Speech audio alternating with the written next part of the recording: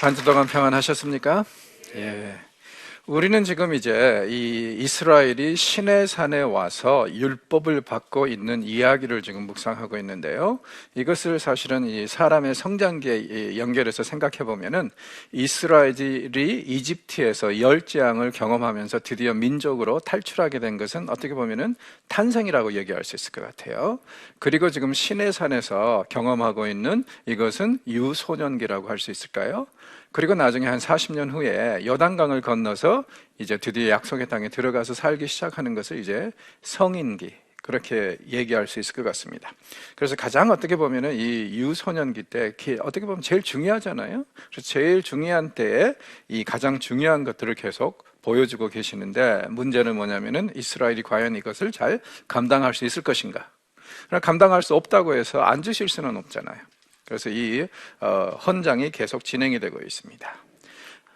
십계명을 우리가 살펴보았었는데요. 십계명은 어떻게 말하면은 이스라엘이 받게 될 이 모든 율법의 골자다, 이렇게 얘기할 수 있을 것 같고요.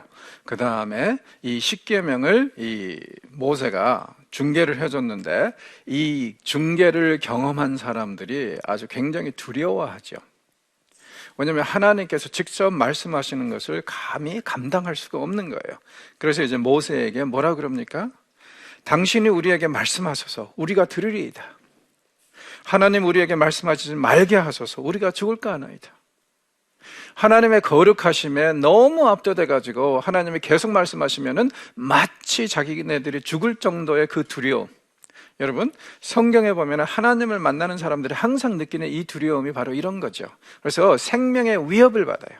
그래서 그 어떤 사람도 하나님을 보고 오랜만에 만났습니다, 잘 지내셨습니까? 그렇지 않아도 내가 뭐 좀 하나님하고 해보려고 그랬는데 잘 오셨습니다, 이런 반응 보이는 사람은 없습니다. 하나님을 보면은 다들 한결같이 뭐라 그래요? 나 이제는 죽었다. 하나님의 너무 거룩하심과 우리와 정말 다른 그 초월하심을 경험하면서 다들 그렇단 말이에요. 그런데 이제 우리 주변에 보면은 왜 그렇게 간증한답시고요, 하나님을 아주 친숙하게 얘기하는 것은 좋은데, 그런 이 하나님을, 이 두렵고 경외스러운 그 하나님을 만나고 와서 엉망진창으로 사는 사람들이 그렇게 많죠? 아마 제 생각에는 뭔가 좀 이 잘못된 거 아닌가 싶어요. 그분들이 만난 하나님은 혹시 짝퉁은 아닐까요? 왜냐하면 진짜 하나님을 만났다면 성경에 보면 다들 두려워 떨고 생명의 위협을 받을 정도라면은, 그렇다면은요, 이 땅에 돌아와서 살면서 다시 죄를 그렇게 심하게 짓고 엉망으로 살 리는 없지 않습니까? 우리가 하나님을 경험한다는 것이 그런 의미가 있다고 저는 생각을 합니다. 우리의 하나님에 대한 경외와 하나님에 대한 이해가 넓어지고 넓어질수록 우리의 하나님에 대한 두려움도 넓어질 수밖에 없어요. 그렇다 보면 자연히 우리의 삶이 경건하게 갈 수밖에 없는데, 그런 위대하신 두려운 하나님을 만나고도 전혀 두려워하지 않고 엉뚱한 짓을 한다는 것은 뭔가 이상합니다. 여기서 지금 백성들은 자기네들이 죽게 되었다고 소리를 지르고 난립니다. 그래서 모세가 뭐라 그럽니까? 걱정하지 마라, 두려워하지 마라. 하나님이 임하심은 너희를 시험하고 너희를 경외하여 범죄하지 않게 하려 하십니다. 역시 하나님께서 주의 백성들을 만나주시고 찾아오시는 이유는 뭐라고요? 범죄하지 않도록 하기 위해서. 우리가 하나님의 경외와 두려움을 경험하면은 정말 죄 짓는데 한 번 더 생각할 수 있는 그런 이제 고민을 하게 되는 그런 것이라는 거죠. 그래서 하나님께서 이렇게 잠시 임하시지만은, 그러나 너희들이 이렇게 하나님을 경험하고 나서 너무 두려워서 떨면은 하나님이 이 너희들에게 더 이상 안 보이실 수도 있다. 그리고 대신 나를 통해서 너희들에게 얘기할 수 있다. 그런 이제 언지를 주고 있는 거죠. 그리고 이 백성들은 뭐라 그럽니까? 제발 그렇게 해주십시오. 하나님이 우리에게 직접 말씀하시는 것을 우리가 도저히 감당할 수가 없습니다. 그러니 제발 당신이 대표로 만나서 그렇게 해주시고 우리는 당신이 하시는 말씀을 하나님의 말씀으로 듣겠습니다. 이런 이제 협의가 생긴 거죠. 동의가. 그리고 또 하나님께서 분명히 말씀을 하십니다. 이렇게 나타나신 이유가 어디에 있다고요? 은이나 금으로 제발 우상 만들지 마라. 나는 이 세상에 너희들이 상상할 수 있는 모든 피조물이나 존재하고는 완전히 다른 이 존재이기 때문에 이런 거 가지고 절대로 우상 만들지 마라. 그러니까 이 여호와 종교에서, 기독교에서 제일 중요한, 그리고 제일 우리가 절대로 범해서는 안 될 게 뭐냐면 우상 만드는 겁니다. 구약에서도 보면은요, 계속 백성들이 이 타국으로 끌려가고 이방인들의 지배를 받는 것, 가장 이 기본적인 이유가 뭐예요? 우상숭배. 자, 말씀드렸듯이 문제는 뭐냐면은 우상숭배라는 것이 단순히 뭐 어떤 이제 상에게 절하고 뭐 이 동상에게 절하고 이런 게 아니라는 거예요. 우리들 마음속에 하나님이 차지하셔야 될 그 자리, 그리고 우리들의 가치관과 세계관에서 하나님이 차지하셔야 될 그 자리를 그 무엇인가가 차지하면은 바로 그게 우상이라는 거. 그 다음에 선지자들이 누누이 강조하는 게 뭐라고요? 2% 부족한 하나님, 혹은 2% 남는 하나님. 즉 다시 말해서 이름은 여호와고 이름은 분명히 예수님인데 2%가 남거나 부족해가지고요, 성경이 제시하는 그런 하나님이 아니라 조금 좀 사이비성이 있는 엉뚱한 하나님, 이단들의 하나님이 바로 이렇다고 그랬죠. 그러나 또 우리도 이 신자들도 항상 염두에 둬야 될 게 뭐라고요? 나의 영적인 편식이 자칫 잘못하면은 하나님 비슷하게 생긴 우상을 만들어낼 수도 있다는 것, 그 점을 우리가 끊임없이 고민해야 되고 성찰해야 된다고 저는 생각을 합니다. 그래서 여기서도 다시 한번 강조하시는 것이, 왜 모습을 드러내셨냐면은 지금 절대로 우상으로 이 하나님의 형상을 만들지 마라. 자, 그럼 잘 생각해 보세요. 이스라엘이 지금 어떤 상황을 보고 있습니까? 천둥과 우레를 동반한 현상을 보고 있죠. 나중에 세월이 지나면서 이스라엘은 시편에서 어떤 식으로 회고를 하냐면은 이스라엘이 소리는 들었다고 그래요. 하나님의 음성은, 이 천둥과 우레 같은 거, 그리고 직접 말씀하시는 것이 바로 그 음성이죠. 그러나 하나님은 보지 못했다고 그러죠. 당연한 것입니다. 하나님을 보면은 다 죽으니까. 유일하게 예외가 되는 것이 이제 70명의 장로인데, 그 이유는 이제 조금 더 설명을 드릴게요. 그래서 하나님을 보고 살 수는 없기 때문에 하나님을 보면은 다 죽는다고 얘기를 합니다, 성경은. 그리고 하나님의 음성은 들었다. 그런데 여기서 지금 현상적으로 보니까 천둥이 치고 우레가 임하고 이러는 것들을 하나님의 음성이라 하니까 이게 얼마나 정말 두려웠겠어요. 마른 하늘에 날벼락이 내리고 있는데. 그러니 다들 생명의 위협을 느낄 수밖에 없죠. 자, 그래서 이제 신상을 만들지 마라. 십계명에서 뭐라 그랬어요? 하늘 가장 높은 곳에서 이 땅 가장 낮은 곳, 그 사이에 있는 모든 이미지로 만들어서는 안 된다. 왜? 이것들은 다 피조물에 불과하니까. 그 다음에 24절에 보니까 또 무엇을 말씀하시면, 토단으로 쌓고 하나님께 드릴 제단을, 그리고 그 위에 내 양과 소를 번제와 화목제로 드리라. 토단으로. 자, 흙으로 제단을 쌓는 것은 이제 기본적인 건데, 나중에 세월이 흘러서 시리아의 장군 나아만이라는 사람, 왜 그 사람의 이름이 나아만이라고요? 문둥병에서 나만 봐라, 나만 봐라 해서 나아만이라고 그랬죠. 자, 이 나아만이 흙을 가져가서 자기 나라에 가서 이 이스라엘의 흙을 가져가죠. 거기서 이제 제단을 쌓고 예배를 드리겠다 하는 이야기가 나와요. 자, 흙으로 쌓든지 아니면은 25절 보니까 만약에 돌로 쌓게 되면 어떻게 하라고요? 다듬은 돌로 쌓지 마라. 그러니까 자연에서 발견된 것들, 그것들을 갖다가 쌓는 것은 괜찮은데 절대로 다듬은 것은 가지고는 쌓지 마라. 왜 그럴까요? 인간의 어떤 인위적인 것들이 하나님을 예배드리는데 포함이 돼서는 안 된다는 얘기겠죠. 그래서 다듬거나 이러지 말고 그냥 자연스럽게. 그래서 이제 여기서 노골적으로 하시는 말씀이, 내가 정으로 그것을 깨서 쪼으면은 부정하게 된다고 말씀을 하시죠. 그러니까 정을 다 쓰지 않고 하도록, 그렇게 이제 말씀을 합니다. 게다가 이제 26절에 보면은요, 맨발로 하고 그 다음에 또 이 계단을 만들지 말라 그러죠. 자, 왜냐면은 이 고대 근동 사회를 보면은요, 제단을 만들어 놓고 계단으로 올라가는 것이 이제 제사장들의 그런 주 업무였는데, 그리고 이 계단을 올라가서 예배드리는 것의 대표적인 것이 이제 지구라시입니다. 지구라스를 보면은요, 한 70m 정도까지 솟은 그런 이 신전인데, 여기를 쭉 제사장이 올라가 가지고 끝에서 이제 예배를 드리고 제물을 바치고 그런 현상이었거든요. 그러니까 계단을 오르는 것은 별로 이렇게 성경에 의하면 바람직한 것은 아니고, 왜냐하면 근동 사람들이 너무 많이 하고, 그리고 그 이 제단을 올라갈 때 하체가 드러난다. 이게 무슨 얘기냐면요, 근동 종교에서 상당수가 제사장들이 나체로 예배를 인도했다고 그래요. 그래서 그것을 지금 여기서 금하는 것, 즉 다시 말해서 성적으로 자극적인 거하고 이 종교하고 섞지 말라.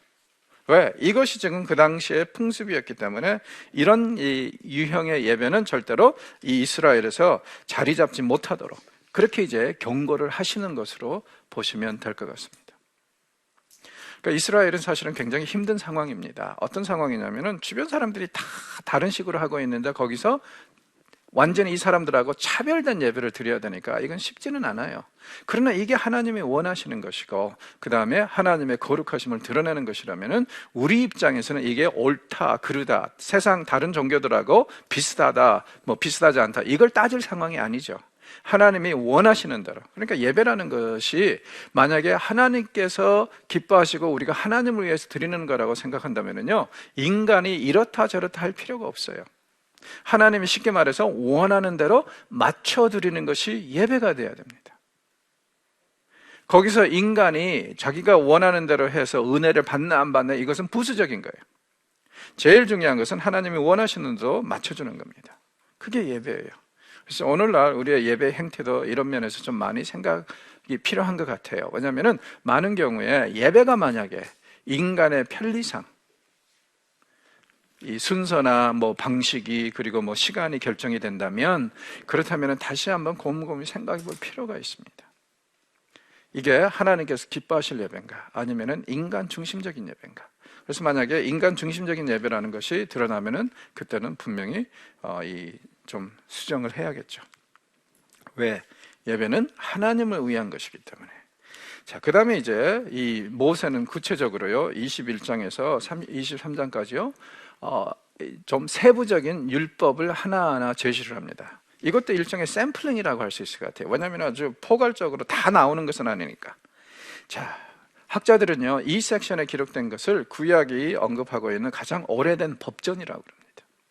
당연하죠. 왜냐하면 시내산에서 제일 먼저 십계명 다음에 받은 것이니까 제일 오래된 것이기도 하고, 또 문서적으로도 보면은요, 이 섹션에 기록되는 사용되는 그런 단어들이 굉장히 오래된 고어들이 많기 때문에 그런 얘기를 하고 있습니다. 자, 그런데 이 율법들의 핵심을 한번 봐보십시오. 뭐에 관한 거냐면요, 남에 대한 배려예요. 만약에 내가 남의 인권이나 재산권을 침해했을 때 과연 어떻게 보상해 줘야 되는가, 이런 것들이 율법의 핵심을 이루고 있습니다. 즉 다시 말해서 이스라엘의 율법을 보면은 기본적으로 남에 대한 배려, 그러니까 함께 공동체를 이루어 나가면서 살아갈 때 자칫 잘못하면 이웃의 재산권이나 인권을 침해할 수 있지 않습니까? 실수로. 그럴 때에 대한 보상이 율법의 핵심이다. 그러니까 율법의 가장 기본적인 정신은 이웃에 대한 배려로 그렇게 생각하시면 좋을 것 같습니다. 그래서 짐승들을 해하면은 또 남의 이웃의 종을 해하면은 이런 식으로 보상을 해라. 이런 것들이 계속 나오고 있어요. 그러니까 오늘날 나 중심적인 그런 사회를 살아가고 있는 우리에게는 이런 율법의 정신, 이웃에 대한, 남에 대한 배려가 핵심이 되고 있다는 것은 역시 우리에게 도전이 좀 돼야 될 것 같습니다. 왜? 나밖에 모르는 세상에서 하나님은 이 율법 시스템을 통해서 무엇을 얘기하고 있습니까? 네가 아니라 네 이웃을 먼저 생각하라. 그렇죠? 그래서 이런 이제 이 이웃에 대한 배려가 굉장히 중요하게 부각이 되는 그런 겁니다. 제일 먼저 십계명 이후에 나오는 율법이 노예에 관한 규례예요. 자, 그런데 이제 이게 왜 중요하냐면요, 고대 근동의 율법 문서들을 보면은 노예에 대한 규례는 주로 뒤에 나옵니다. 대표적인 예가 하무라비 법전이에요. 하무라비 법전은 지금 모세 율법보다 한 400년 앞서간다고 그러는데, 이 하무라비 법전도 보면 다른 얘기 다 해놓고 마지막에 노예에 대한 규례입니다. 자, 그런데 이스라엘의 법전은 지금 십계명이 선포되고 바로 다음에 제일 먼저 나오는 것이 이 노예에 관한 율법입니다. 무엇을 얘기하고자 하는 것이죠? 첫째, 이스라엘은 이집트에서 노예 생활하지 않았습니까? 그렇죠. 그것을 상기시키는 거겠죠. 너희들도 한때는 노예였으니까 제발 이웃을 부릴 때 너무 혹사시키지 마라. 둘째는요, 노예하면은 사실 그 당시 사회에서 재산으로 취급이 됐을 뿐 어떠한 인권도 없는 그런, 가장 어떻게 보면은 인권 이 사다리에서 제일 밑바닥이에요. 그런데 그들의 인권을, 그들의 이 권한을 제일 먼저 부각시킴으로 해서 역시 율법의 핵심 정신은 어디에 있다고요? 이웃. 내가 아닌 내 이웃에 대한 배려. 이것에 지금 핵심이 맞춰져 있다는 것을 다시 한번 이런 식으로 강조를 하는 것 같습니다. 자, 남자 노예에 대한 규례입니다. 그리고 이것은요, 이방인 노예에 대한 규례는 아니에요. 2절에 보시면은 히브리 종을 사면 그는 6해 동안 섬길 것이요 7해에는 몸값을 물지 않고 나가 자유인이 될 것이다. 그러니까 같은 히브리 사람들이, 유태인들이 다른 유태인을 샀을 때의 경우지 이방인들의 경우에는 그냥 평생 부려먹었습니다, 사실은. 그러니까 이것은 굉장히 특별한 거예요. 자, 그러면은 왜 히브리 사람들은 6년 동안 부리고 7년에 내보내야 되는가? 역시 하나님 앞에 이스라엘은 형제죠. 공동체를 이루어 나가는데 이스라엘은 지금 분명히 서로 형제라는 의식을 꾸준히 해야 된다는 거예요. 자, 그 당시에 주로 사람들이 자기 자신을 노예로 팔거나 혹은 노예로 팔리는 이유는 뭐냐면 돈 때문입니다. 그래서 남에게 빚을 졌는데 갚지 못해서, 혹은 내가 도저히 갚을 빚이 너무 많아가지고 어떻게 할 수가 없으면 내가 스스로 노예로 팔아서 그것을 갚을 수도 있어요. 자, 제일 큰 문제가 돈 문제란 말이에요. 그러니까 돈 문제 때문에, 돈 때문에 자기 자신을 팔든지 아니면 팔려가는 것처럼 세상에 원통한 게 어디 있습니까? 억울한 게 어디 있어요? 요즘에 지금 자꾸 젊은이들 사이에 나오는 얘기가 금수저, 은수저, 그 다음에 아예 봉수저가 아니라 흙수저 얘기가 나옵니다. 부모를, 누구를 만나고 어떻게 어떤 환경에서 태어났냐에 따라서 어떤 애들은 처음부터 그냥 길이 탄탄대로로 쫙 열리는가 하면은 어떤 애들은요 아예 처음부터 기회가 주어지지 않아서 흙수저를 갖고 태어난다. 참 비극적인 이야기죠. 노예들에 대해서 배려하라. 왜 그래요? 소위 말해서 이 흙수저들을 가지고 태어난 사람들에 대해서 가장 어떻게 보면은 불쌍하고 연약한 사람들에 대한 배려가 분명히 있어야 된다는 거예요. 역시 율법이라는 것은 서로를 위한 배려, 이 점을 굉장히 강조하고 있고, 특히 연약한 자들에게 충분한 기회를 줄 수 있도록 어떻게든지 해보려고 하는 그런 거라고 볼 수가 있을 것 같습니다. 그래서 사실은 이 율법 제도를요, 인간이 잘만 준수해주면은 진짜 그 공동체에 속한 모든 사람들이 행복할 수 있는 그런 것이라고 말할 수 있습니다. 자, 이 히브리 종 들어왔어요. 6년 동안 봉사했습니다. 그리고 이제 드디어 7년째 되면은 내보내야 되는데, 내보낼 때 단신으로 왔으면 단신으로, 아내와 함께 들어왔으면 아내와 함께 내보낼 것이다. 자, 율법을 해석하고 이해하실 때 굉장히 중요한 게 뭐냐면은 지금 율법이 출애굽기에도 나오고 레위기에도 나오고 민수기에도 조금 나오고, 그리고 신명기에서 이 율법을 자세하게 설명하는 부분이 나오죠. 자, 그래서 이제 율법을 제대로 해석하려면 같은 주제에 대해서 서로 다른 책들이 얘기를 할 때 이것을 통합적으로 보시는 것이 제일 좋습니다. 그래야지 율법의 정신을 굉장히 확실하게 알 수 있어요. 이 율법에는요, 출애굽기에 나오는 이 노예에 대한 율법은 그냥 6년 부려먹고 7년째 내보내라, 자유인으로, 이렇게 끝나죠. 자, 신명기에서는요, 같은 노예에 대한 규례에서 뭐라 그럽니까? 주인에게 한 가지를 더 요구하죠. 이 사람이 새 출발할 수 있도록 분명히 한몫 챙겨서 내보내라. 왜? 그 당시에 사람들이 왜 자기 자신을 노예로 판다고요? 경제적인 이유 때문에. 그런데 또 6년 동안 고생을 하다가 자유인이 됐지만 만약에 이 생활 기반이 마련이 되지 않으면 어떻게 될까요? 또 자기 자신을 빚지다가 보면은 빚 때문에 또 팔 확률이 많죠. 그래서 이제 이런 악순환의 고리를 끊어주기 위해서 신명기는 뭐라 그러냐면은, 주인들아, 노예를 내보낼 때 너 이제 자유다 하고 빈손으로 내보내지 말고 그들이 새 출발할 수 있도록, 그리고 아주 이거 굉장히 부담스럽게 말씀을 하시는데, 너희들이 주께 받은 은혜대로 많이 받았으면 진짜 많이 좀 챙겨서 내보내라 이거예요. 그래서 그 사람이 새 출발을 할 수 있도록 그렇게 해줘라. 역시 이 율법이라는 것이 굉장히 이웃에 대한 배려, 그리고 어떻게든지 정말 이런 악순환, 흙수저를 가지고 태어났다 해도 다시는 그 흙수저 때문에 괴롭힘을 당하지 않도록 그렇게 배려를 하라는 그런 것이 확실히 나오는 것 같습니다. 그리고 만약에 자식이 있어서, 그리고 이제 이 자기 만약에 홀로 들어왔으면 홀로 나가야 되는데 여기 와서 주인의 아내를 주고 해가지고 자식이 생기고 하면은 이 자식하고 아내는 놓고 나가라 그러죠. 그런데 이제 하나의 예외 규정이 있습니다. 어떤 규정이 있냐면, 만약에 이 종이 이 집에서 사는 것이 좋으면 안 나가도 된다.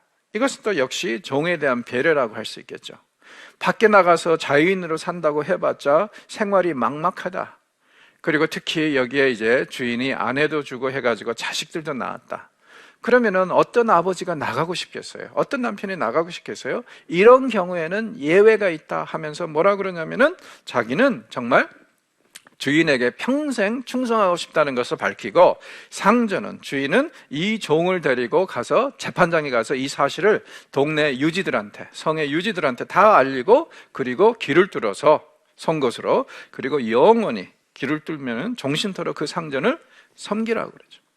자, 이것이 왜 노예에 대한 배려냐면은, 예를 들어서요, 6년 동안 종사를 하다가 장애가 생겼다. 그럼 어떻게 돼요?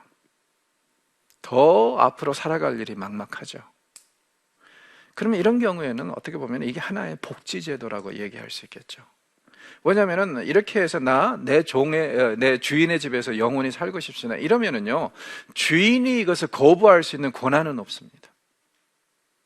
그러니까는 만약에 종이 어떠한 이유에서든지 나 이 집안에서 정말 영원히 살고 싶습니다, 이렇게 얘기를 하면 주인은 무조건 받아들여야 돼요.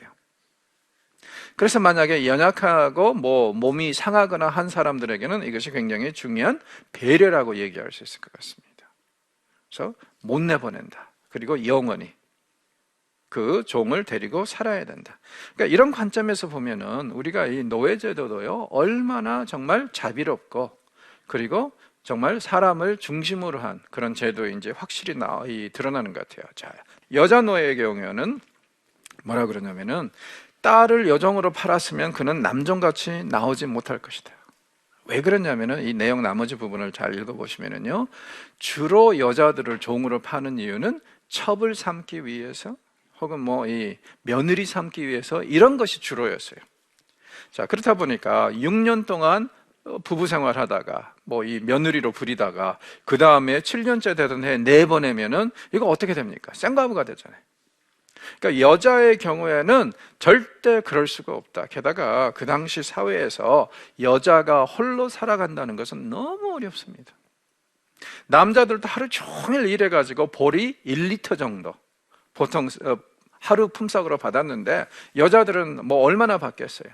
그러니까 이런 상황이니까는 사실은요, 여자들이 이렇게 노예 생활하다가 그냥 자유인이 됐다? 이건 굉장히 이 사회적으로 위험한 일이에요. 그리고 이런 여자들이 주로 종사했던 일이 뭐겠어요? 몸 파는 일입니다. 다른 방법이 없어요. 사회가 그렇게 잔인했기 때문에. 그래서 이제 여기서 하는 얘기가, 여자의 경우에는 특별히 아내가 되거나 혹은 며느리가 되었을 경우에는 절대 못 내보낸다. 절대 못 내보낸다. 그리고 아예 외국인에게도 팔지 못한다고 노골적으로 딱 이렇게 못을 박죠. 정 믿기 싫어서 내보내야 되기는 한다면은, 그렇다면은 어떻게 하라고요?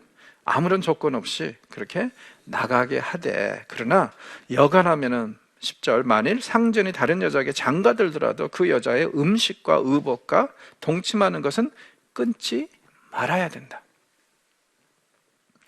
최소한 기본적인 인간의 인테그리티는 그렇게 지켜주라, 이거예요. 그리고 이 신명기에 보면은 여자 특별히 이제 전쟁 포로로 끌려온 여자, 그래가지고 어떤 여자에 대해서 이 끌어온 남자가 굉장히 뭐라 그럴까, 이 느낌을 정말 저 여자하고 결혼하고 싶다, 이런 경우에는 어떻게 하라고요?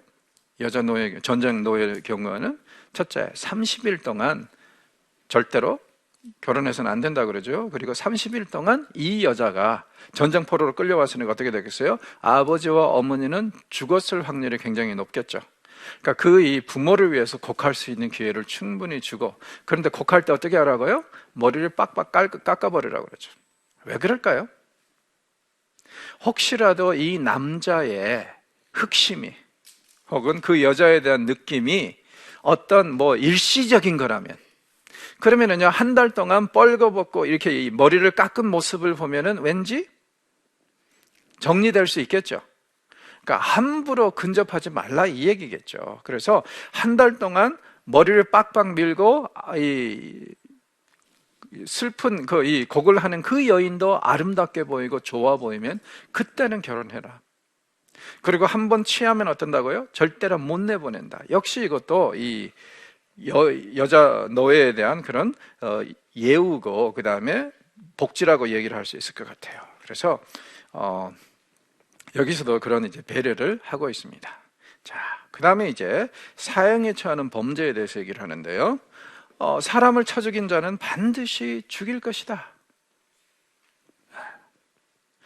그러니까 이제 종종 요즘에 사형 제도를 폐지해야 된다, 안 해야 된다, 이런 논리를 가지고 사람들이 뭐라고 그러냐면은, 십계명에 보면은 살인하지 말라 그랬다 이거예요. 그러니까는 우리가 살인한 자를 살인하면 안 된다, 그래서 사형 제도를 없애야 된다, 이런 식으로 얘기를 하기도 하는데, 여기 보십시오. 사람을 의도적으로 쳐 죽인 자는 어떻게 하라고요? 반드시 죽여라. 그러니까 법의 집행으로 누구를 처형하는 것은 율법이 허용할 뿐만 아니라 그렇게 하라고 그럽니다. 그러니까 십계명의 그 말씀을 가지고 사형 제도를 폐지해야 된다, 이건 말이 안 되는 논리죠. 그래서 사회의 순수성과 이런 것들을 유지하기 위해서 사람을, 범법자들은 이렇게 해야 된다는 거죠. 자, 그러나 예외는 있습니다. 어떤 예외가 있냐면은, 만약에 의도적으로 누구를 죽은 것이 아니라 실수로, 이걸 우리는 이제 과실치사라고 그러죠. 본의 아니게. 그럴 경우에는 그가 분명히 도망갈 수 있는 그곳, 나중에 이제 이게 보면은 도피성들이죠. 도피성은 요단강 동편에 3개, 그리고 요단강 서편에 3개 해가지고요, 대체적으로 어떻게 되어 있냐면은 어디서든지, 이스라엘 어디서든지 하루길이면 갈 수 있는 그런 위치로 정기적으로 나누어져 있습니다. 이유는 뭐냐면은, 어느 곳에든지 살던 간에 사람을 실수로 죽이게 되면 어떻게 해요? 빨리 제일 가까운 곳으로 가서 거기에 자기 몸을 은신해야 됩니다. 왜냐하면은 그 죽은 사람의 친족들이 알고 이 사람을 도중에 잡아서 죽이면, 그러면은 그건 이 법에 소송될 일도 아니에요. 그래서 그만큼 이제 다급한 상황이니까는 이렇게 하루길로 해서 3군데 그렇게 두었단 말이에요. 그래서 그쪽으로 들어가요. 자, 그런데 이제 중요한 것은 뭐냐면은, 도피성으로 들어가도 어떻습니까? 재판은 받아야 돼요. 그래서 죽은 사람의 친족들이 와가지고 공식적으로 그 성의 장로들 앞에서 재판을 받아서 이 사람이 의도적으로 그랬다는 것이 확인이 되면은 끌어내서 처형합니다. 그러나 의도적이지 않으면은 어떻게 하라고요? 실수로 그랬다면은 그가 그 일을, 사고를 친 해에 대제사장이 있을 거 아닙니까? 그 대제사장이 죽을 때까지 그 성에 거해야 됩니다. 그리고 대제사장이 죽고 나면 어때요? 그 다음에는 자기 집으로 돌아갈 수 있어요. 그 이전에 돌아가면은 큰일 나죠. 그러니까 사고를 치더라도 대제사장이 늙은 대제사장일 때 사고를 쳐야죠. 그죠? 만약에 젊은 새파란 대제사장이 있을 때 치면은 상당히 오랫동안 이 도성에 거해야 되는 그런 상황입니다. 자, 그리고 이제 보십시오. 사람이 그의 이웃을 14절 고의로 죽였으면 너는 그를 내 제단에서라도 잡아 내려 죽일지니라. 사람이 급하면은 사람을 죽이고요, 의도적으로 하지 않고 실수로 해가지고요, 급하면은요, 도피성으로 갈 수 없으면 어디로 가요? 성전으로 가가지고 성전 뜰에 있는 그 제단의 뿔을 잡으면은 또 살 수 있는데, 설령 그런 일을 한다 할지라도 의도성이 드러나면 어떻게 하라고요? 끌어내 죽여라. 그리고 성경에 보면 이렇게 해서 죽임을 당한 사람이 있죠. 다윗의 명장이라고 얘기했던 요압, 솔로몬이 그를 제단불을 잡고 있는 그를 끌어내서 죽이라고 하는 일이 기록이 되어 있습니다. 이스라엘은 이렇게요, 의도성을 굉장히 중요시 여겼다는 것. 그러니까 이거 잘 기억하십시오. 하나님이 절대로 결과를 가지고 따지시는 분이 아닙니다. 과정을 중요시 여기십니다. 왜냐하면 결과는 하나님께 속한 거예요. 그렇다 보니까 어떤 의도를 가지고 이 일을 진행했는가, 이게 가장 중요한 것이지, 결과만 가지고 하면은, 법이요 하면은 절대로 안 된다는 것이 율법의 정신입니다. 그래서 여기서도 지금 의도성을 굉장히 중요시 여기고 있어요. 자, 15절에는 아버지나 어머니를 치는 자는 반드시 죽일지니라. 아버지와 어머니는 어떻게 하라고 그랬죠? 공경하라고 그랬죠. 하나님 대하듯이 하라. 그런 이제 이 하나님의 말씀이 있는데, 여기서는 아예 아버지와 어머니를 치는 자는 반드시 죽일지니라. 오늘날 이 기준을 그대로 적용하면 우리 사회에서 맞아 죽을 사람들 무지하게 많죠. 요즘에는 정말 자식들이 부모를 아주 함부로 대하고, 그 다음에 심지어는 너무나도 많은 폭력을 써서 요즘에 노인 학대의 주범이 누굽니까 지금? 자식들, 그것도 특별히 아들들이 그 짓을, 못된 짓을 많이 한다 그래요. 그러니까 여러분, 우리 오래 살기 위해서라도 우리 자식들 교회로 끌어들여야 됩니다. 그래서 저들이 회심하도록 해야죠. 그래서 이런 이 반인륜적인 범죄가 일어나지 않도록 그거 우리가 분명히 또 해야 될 것 같습니다. 또 사람을 납치한 자가 그 사람을 팔았든지 자기 수하에 두었든지 그는 반드시 죽일지니라. 요즘 말로 하면 이게 뭡니까? 유괴 인신매매죠. 죽이라는 거예요. 지금 이 UN 통계를 보면은 무시무시합니다. 세계 지금 매년마다요, 이런 이 인신매매가 지금 100만 명이 넘는다고 그러거든요. 아주 심각한 그런 위기에 사회가 와 있지 않나 싶습니다. 이 인신매매나 유괴는 정말 잔인한 죄인 것 같아요. 특별히 누구의 입장에서 잔인하냐면요, 이거 끌려간 사람도 너무 원통하고 억울하지만은요, 그 이 부모나 뒤에 남아있는 사람들, 그래서 행방이 묘연한 그 자식에 대해서 정말 이 미칠 것 같이. 그리고 우리 주변에도 그런 일들이 꼭 일어나잖아. 자식을 잃어버리고 나서 몇 년 동안 막 전국을 쏘다니다가 자식 찾으려고 나중에 모든 것을 포기하고 자살하는 사람들도 나오고. 저는 그 심정 어느 정도는 이해할 것 같아요. 같이 애지중지 키우고 있던 아이가 한순간에, 어느 순간에 없어졌어요. 살아있는지 어떤지도 몰라요. 그럼 부모의 심정은 정말 미치거든요. 그래서 저는 제 개인적으로는요, 뭐 인신매매나 혹은 이렇게 이 누구를 납치해가지고 유괴해가지고 이렇게 하는 것은요, 진짜 심각하게 다뤄야 되는 범죄라고 생각합니다. 왜? 너무나도 피해자들이 많아요. 그리고 너무 고통스러워요. 다시 한번 17절 보십시오. 자기 어머니나 아버지를 저주하는 자는 반드시 죽일지니라. 그러니까 이런 가정의 위계 질서와 윤리를 굉장히 중요시 여기고, 그리고 이제 이렇게 하시는 이유는 아마 무엇보다도 그런 것도 포함되어 있는 것 같아요. 우리 눈에 보이는 부모에게도 잘 못한다면 보이지 않는 아버지 하나님에게는 얼마나 잘하겠어요. 신약에서는 아예 노골적으로 그렇게 얘기를 하잖아요. 너희들이 눈에 보이는 부모에게도 잘 못하는데 하나님을 잘 사랑하겠다고 하면 그건 위선이다, 거짓이다. 그러니까 우리가 부모들을 대할 때 제발 하나님의 레프레젠테이션으로, 그래서 정말 하나님을 대하듯이 부모님들에게 좀 잘해줬으면 좋겠어요. 왜? 저는 이 양가 부모님들이 오래전에 돌아가셨거든요. 7남매 막내다 보니까, 그리고 제 아내는 5남매 막내다 보니까 뭐 이 할아버지 할머니들은 양쪽 다 아예 본 적도 없고 아버님들도 본 적이 없어요. 어머님들만 보고 그랬는데, 이 두 분이 다 떠나고 난 다음에 많이 아쉬운 게 뭐냐면요, 그런 것 같아요. 저는 그 심정을 이해하는데, 종종 그런 분들 있잖아요. 예를 들어서 뭐 아버님이 10년 동안 지금 그 병 들어서 누워가지고 풍을 맞아서 꼼짝을 못하고, 그래서 병수발을 다 하고 오줌통도 다 받아내야 되는데, 그런 상황에서도 아버님이 살아계신 것이 기쁘다고 하는 그런, 얘기들을 종종 듣는데 그거 이해하는 것 같아요, 저는. 왜냐면 어찌됐건 간에 아버지, 어머님이 살아있으면 왠지 마음이, 아무리 내가 불편하고 뭐 이 수발을 하는 게 힘들다 해도 왠지 마음이 좀 좋아요. 그래서 이 내가 해야 될 일이 불편하긴 하지만 그래도 오래 살아주시는 것이 나에게 은혜고 위로라는 그런 생각을 하시는 분들, 그분들이 효성이 지극해서도 그렇지만은요, 그 느낌, 그 마음 이해할 것 같아요. 여러분, 자식들을 위해서라도 오래 살아주세요. 오래 사셔야 됩니다. 그리고 그런 게 있는 것 같아요. 제가 개인적인 경험도 보니까요, 저희 어머님이 살아계실 때는 무슨 일이 있어도 악착같이 명절 때면은 어머님 중심으로 모였어요. 근데 어머님이 떠나고 나니까 이제는요, 형제들끼리 모이는 것이 그렇게 쉽지가 않습니다. 구심점이 없어져 버린 거예요. 그렇다 보니까는 정말 어머님이 계실 때하고 안 계실 때하고 이런 면에서 굉장히 차이가 있는 것 같아요. 그러니 여러분, 병들어 누워 있어도 좋으니까 자식들을 위해서라면은 오래 사셔야 됩니다. 그리고 그렇게 하기 위해서는 열심히 체력 단련도 좀 하세요.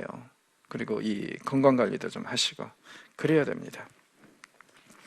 자, 하나님께서도 이번에는요, 서로 이 싸우다가 상대방에게 이 피해를 입혔을 때 어떻게 보상해야 되는가를 말씀하십니다. 그리고 여기서도 역시 중요한 것은 뭐냐면은 이에는 이, 눈에는 눈이지만 그러나 동시에 이웃에 대한 배려가 계속 강조가 되고 있습니다. 그리고 혹시라도 사람이 자기 남종이나 여종을 쳐서 당장 죽으면은 어떻게 하라고요? 그 사람 벌을 받아야 됩니다. 그리고 다른 율법들을 종합해 보면은요, 자기 종이라 할지라도, 그래서 자기 재산이라고 할지라도 만약에 종이 그 자리에서 죽도록 했다면은 그 사람 사형에 당할 수 있습니다. 주인이. 그러니까 굉장히 강력한 그런 형벌이에요. 반면에 그가 하루나 이틀을 연명하면은 형벌을 면하려니 그는 상전의 재산입니다. 그러니까 이 매맞아간 것이 종의 직접적인 죽음의 요인이 아니고 며칠이라도 살아서 이게 이제 다른 요인이 포함이 될 수도 있는 그런 가능성이 있다면 그때는 주인에게는 책임이 없지만 만약에 누구를 매로 쳐서, 종이라고 해서 매로 쳐서 그 자리에서 죽게 되면은 그 주인도 절대로 이 벌을 면하지 못할 것이라는 것을 이런 식으로 표현을 하고 있습니다. 역시 너무 지나친 폭력 조심하라는 얘기죠.